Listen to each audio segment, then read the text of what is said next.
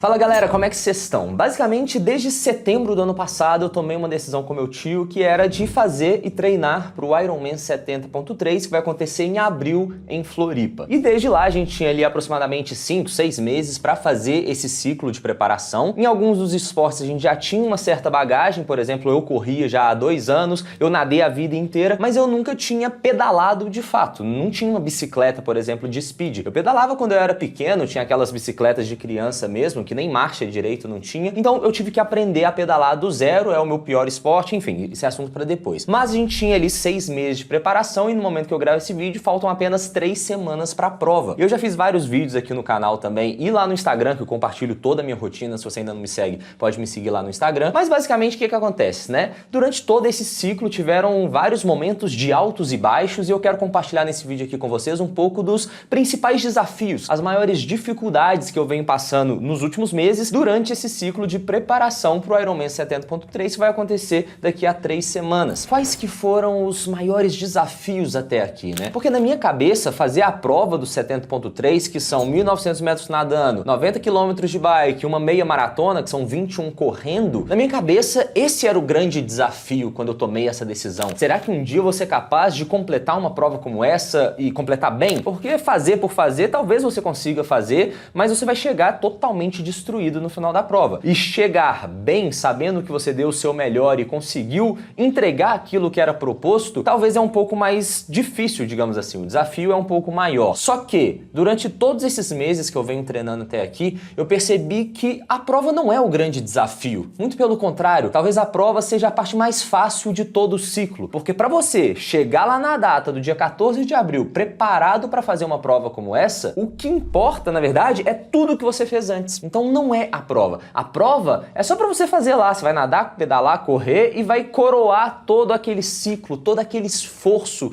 que você fez ao longo dos últimos meses. Então, o esforço está muito além de só fazer a prova ali. Se você fez todo o processo, se você cumpriu cada etapa e seguiu certinho todo o planejamento, vai chegar lá na data da prova muito preparado e você vai lá só para buscar a sua medalha, para concluir aquele ciclo e coroar tudo aquilo que você já viveu. E quais que são todos esses desafios que eu tô vivendo ao longo desses últimos meses, né? Separei aqui pra gente falar sobre alguns. Eu vou falar alguns que são óbvios, talvez pra você, outros nem tão óbvios, que não eram óbvios pra mim também num primeiro momento, mas vamos lá, né? Primeiro deles, rotina e agenda, né? Basicamente, você precisa demandar um certo tempo do seu dia pros treinamentos. Não é, por exemplo, igual eu fazia antes, que eu ia só pra academia, ficava 1 hora na academia e tava tudo certo, rotina do dia de treinos já tava cumprida. Não, porque como são provas, a prova do 70.3, né, são modalidades de longa distância, os treinos também precisam ser mais longos. São treinos de endurance. Então,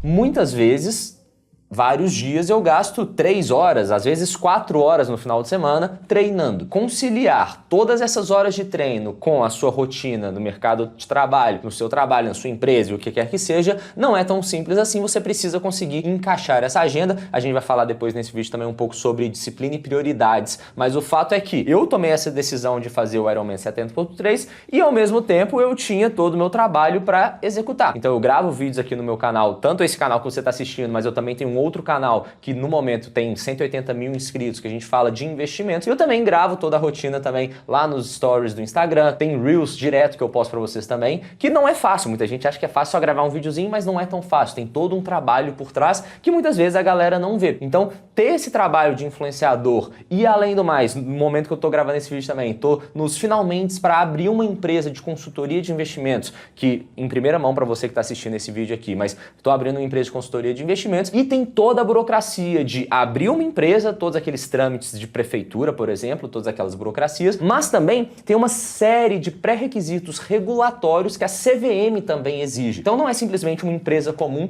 como a empresa de educação financeira que eu tenho até então. Existe uma complexidade muito maior por trás e conciliar tudo isso, tanto os vídeos, quanto essa empresa de consultoria, quanto a preparação, o ciclo para o Ironman, fazer isso tudo demanda um certo esforço no sentido de organização organização. Você precisa ter uma rotina muito clara, definir ali na sua agenda que horas que você vai fazer cada coisa, e muitas vezes é necessário você acordar 4 horas da manhã para cumprir o que você precisa cumprir naquele dia. Então, por mais que às vezes possa parecer difícil você fazer todos os treinos, quando você percebe que às vezes você precisa acordar 4 horas da manhã para fazer um treino de 2 horas de corrida numa quinta-feira antes de trabalhar, isso fica ainda mais complicado. Então, na hora que você consegue organizar a sua agenda e fazer as coisas na hora que tem que ser feitas, aí você já consegue ter um pouco mais de facilidade na hora dessa preparação. Se a gente vai falar também sobre outra dificuldade, que é a questão do volume de treinos mesmo, né, e todo o cansaço envolvido, a gente vê que é um esforço diferente do que eu estava acostumado, por exemplo, na academia. Continuo ficando muito cansado da mesma forma que eu ficava na academia, porque eu ia 2 vezes por dia na academia, às vezes eu treinava costas de manhã e perna à noite, então todos os treinos eu ia até a falha, então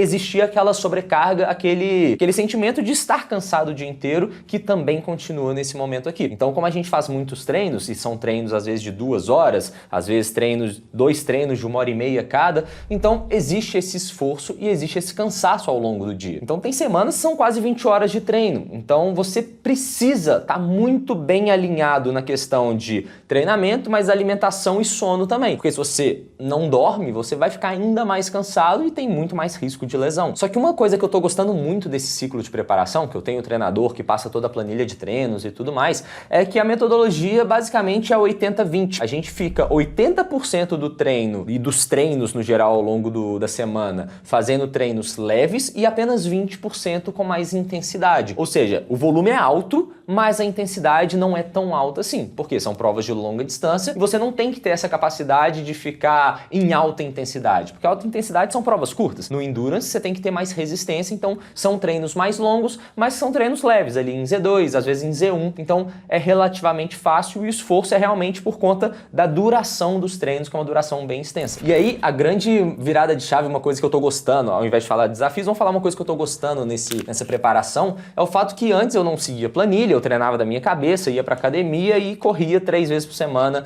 terça, quinta e sábado ali, e o meu treino longo era 12 quilômetros de corrida, 14 quilômetros, quando eu ia muito ali num sábado da vida. E aí, basicamente, toda terça e quinta eu fazia uma prova de 5 quilômetros sentando o pau ali. Eu fazia 5 quilômetros toda terça e quinta para 21, um pace de 4:10, 4:15. Ou seja, eu vivi em alta intensidade, aprendi que treinar assim é completamente errado, porque aumenta o risco de lesão, e de fato aconteceu a canelite, eu tive que tratar ali no final do ano passado 2 meses parado simplesmente por conta dessa canelite que eu tive. E agora, ao invés de ter esses treinos em alta intensidade igual eu estava acostumado, que o coração estava na boca o tempo inteiro, agora são treinos, 80% dos treinos são leves. Ou seja, na hora que você encaixa o pace que você está ali acostumado a fazer, por exemplo, o meu Z2 está ali na faixa dos 5 por 1000, né? Então, eu correr num pace de 5 minutos por quilômetro, com um batimento controlado, e na hora que você encaixa esse ritmo e um batimento ali próximo da casa dos 150, por exemplo, é muito gostoso. Então, eu sempre chegava no final dos treinos de 5 quilômetros com o coração na boca, completamente esgotado, querendo parar, porque eu cheguei no meu limite ali.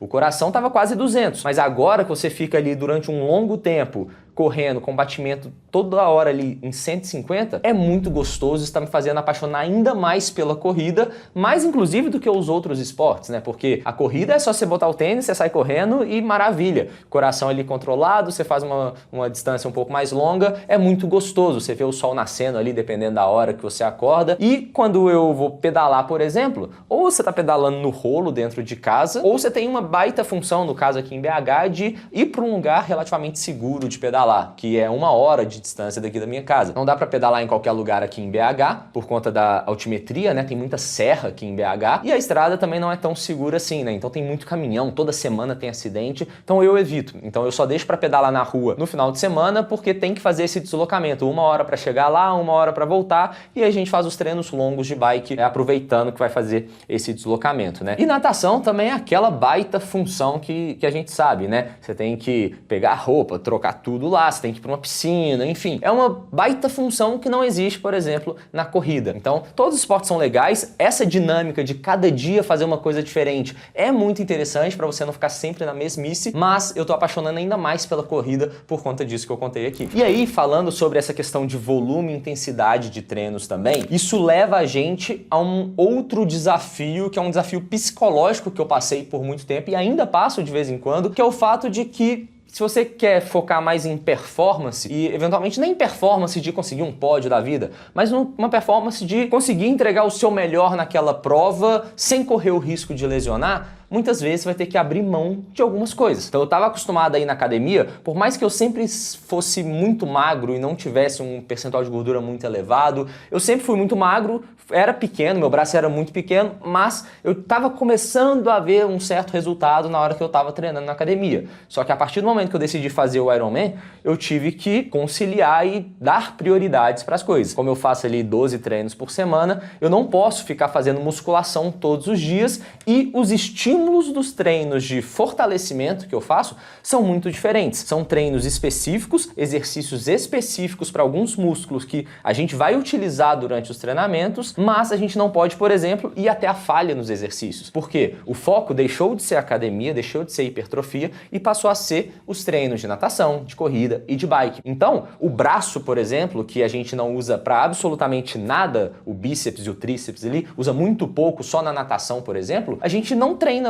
basicamente. Então tem 6 meses que eu não faço nada de exercício de braço e a gente tem que se contentar em perder ali aqueles ganhos que a gente tinha até então. Tem um lado positivo que, como você gasta muita caloria ao longo do dia, você começa a secar ao longo do tempo, então você fica muito mais definido, mas essa parte estética, para quem gosta de ser maior, ou de duas uma, né? Ou você vai ficar realmente mais pesado e vai ter mais dificuldade, por exemplo, na hora da prova, afinal, carregar 1 quilo durante 90 quilômetros é muito mais difícil do que carregar menos 1 quilo, né? Então, faz até um desafio, né? Pega, por exemplo, um copo d'água aí, coloca 300 ml de água, vai pesar ali uns 300 gramas o seu copo, né? Mas o copo vai dar uns 400. Você consegue carregar 400 gramas. Mas estica o braço e fica assim durante 5 minutos. Vai chegar no minuto 2, por exemplo, seu braço já vai estar ardendo, seu ombro vai estar queimando por conta de 400 gramas. E aí pensa você carregar, por exemplo, 2 quilos a mais de músculo durante 90 quilômetros, durante 3 horas de bike, por exemplo. No final, ali no longo prazo, essa conta vai pesando. E se você quer aumentar a sua eficiência, por exemplo, uma das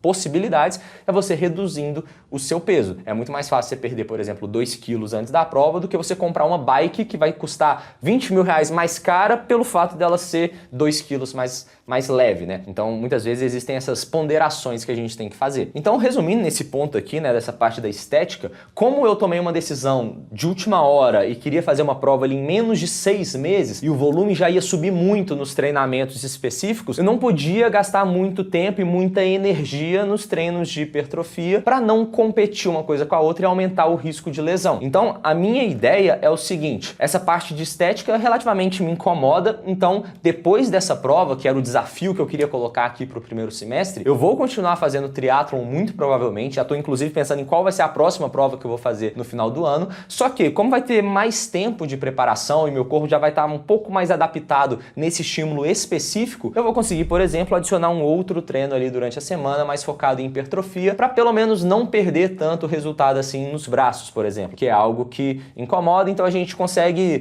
ponderar ali e equilibrar isso ao longo do tempo. A questão é só não levar tudo até a falha, porque, por exemplo, se você vai agachar, fazer um agachamento, um leg press até a falha e depois você tem que correr no dia seguinte, você vai sentir que sua perna está mais pesada, você vai perder um pouco de performance no seu treino e ainda aumenta muito o risco de lesão. Tem mais um desafio que eu gostaria de falar aqui com vocês também, mais 2 na verdade, né? Vou acelerar um pouco para o vídeo não ficar tão extenso igual já tá ficando, que o primeiro é o fato da disciplina, prioridade, o fato de você precisar abrir mão de muita coisa para cumprir um desafio como esse, pelo menos com a eficiência que eu quero cumprir, né? Porque você pode continuar vivendo sua vida normal e às vezes você fica ali mais ou menos nos treinos, você vai conseguir? Provavelmente vai, mas você vai talvez não ter um resultado tão bom quanto se você tivesse realmente priorizado aquilo. Então, nos últimos 3, 4 meses, por exemplo, eu simplesmente não saio de casa numa sexta, num sábado à noite, porque eu tenho que acordar cedo no dia seguinte para treinar. Então foi uma prioridade que eu coloquei na minha vida e eu tive que abrir mão de muita coisa e muitas vezes dessa vida social ali no final de semana, que pra galera da minha idade muitas vezes é colocado como prioridade. No meu caso não tá sendo, porque eu nunca gostei tanto assim de sair de madrugada, essas festas, balada, nunca foi a minha vibe, mas de vez em quando a gente ia para não ficar 100% antissocial. Mas agora que a gente tem esse foco muito específico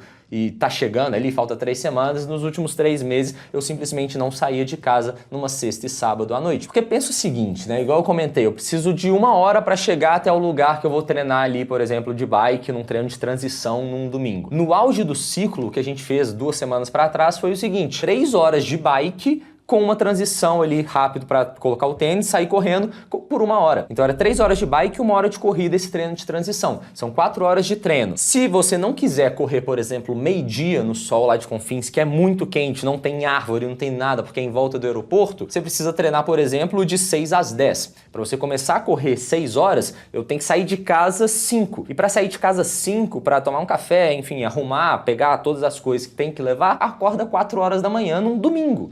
Então, muitas vezes eu encontro uns amigos meus online no WhatsApp 4 horas da manhã, só que eu tô acordando, eles estão indo dormir e cada um tá com a sua prioridade ali naquele determinado momento. Só que o fato é, para eu fazer um treino como esse, eu não posso sair no sábado à noite, porque eu preciso acordar 4 horas. Então aquelas prioridades você precisa colocar em determinado momento da sua vida, que tem sido um desafio também. Abrir mão dessa vida social, de aproveitar, enfim, tô com 25 anos, mas é um desafio que na minha cabeça faz muito sentido e eu tô gostando demais desse processo. Tá sendo muito bom, principalmente pelo fato de que eu nunca gostei de fato de ir pra balada. Outro desafio, pra gente fechar esse vídeo, é a questão da alimentação, que talvez é um dos menos óbvios, que eu não imaginava que seria tanto assim, porque eu já estava acostumado a comer muito, eu sempre comi muito, meus pais até ficavam me zoando, que achava que tinha lombriga na minha barriga, enfim. O fato é que eu preciso comer muito mais do que eu já estava acostumado a correr. A nutricionista, eu fui lá na Nath Gomes, que é uma amiga minha que formou comigo lá no ensino médio, e ela calculou lá os macronutrientes para colocar na minha alimentação, e ela percebeu que eu tinha que comer o mesmo tanto que eu já comia em cada refeição, que era muito, só que agora eu tinha que aumentar 2 refeições ao longo do meu dia. Então eu faço 5 refeições, como arroz, frango, mandioca, tapioca, que também tem muito carboidrato,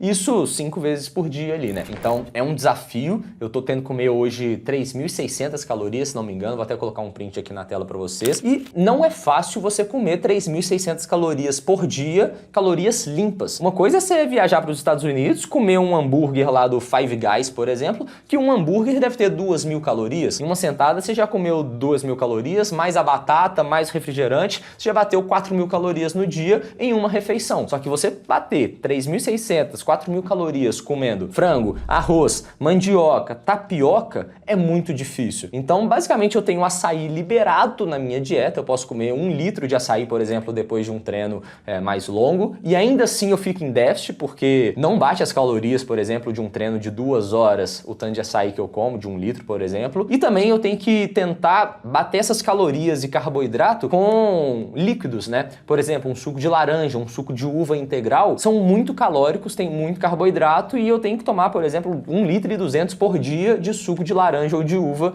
por conta dessas calorias, porque é difícil ficar só comendo. Então, às vezes a gente tem que repor também com líquidos, que é um pouco mais fácil. Então é um desafio que eu tô vivendo, não imaginava que seria tanto assim, mas às vezes chega de noite, é uma das partes mais difíceis do treino, né? Você conseguir comer tudo que tem que comer, porque às vezes simplesmente não cabe mais comida dentro de você e você ainda precisa comer mais para bater a caloria do dia. Espero que esse vídeo tenha te ajudado de alguma forma. Se tiver qualquer outra dúvida, deixa aí nos comentários que eu gravo um vídeo respondendo aqui também. Bora bater esse papo, quero ver o que vocês estão passando nesse ciclo. Você se identifica com alguma dessas coisas que eu falei sobre a questão de alimentação, das festas, do volume de treino? Deixa aqui nos comentários que eu quero muito bater esse papo com você. Tamo junto e até a próxima.